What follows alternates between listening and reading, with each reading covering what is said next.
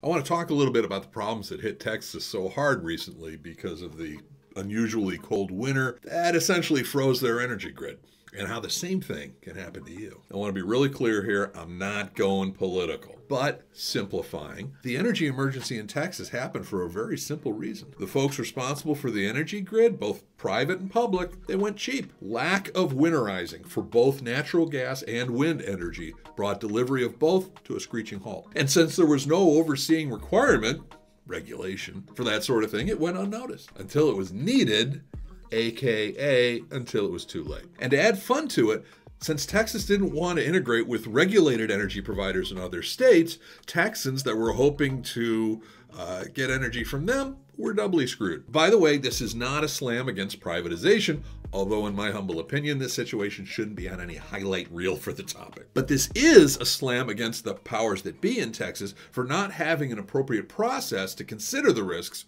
of going cheap. A simple question of what happens if we get really cold weather for a couple of weeks, without accepting the "that'll never happen" answer so often given. Here's the thing. Give me any business strategic direction that includes purchasing or investment, I'll come up with 10 possible scenarios that would spell disaster. Businesses need to have that devil's advocate in the room. Someone who will ask the what-if questions and not be shamed or considered harmful to the project or organization. The answer to the what-if question could be vague or detailed, depending upon the perceived likelihood and or potential damage, which is why I make it a point to warn clients that I will spend some time arguing against any strategy that we come up with together. I want to make sure that the dangers and risks are understood and at least considered. So, what's your thought about being the devil's advocate? Do you welcome that contrary opinion in your organization? How? Comments below.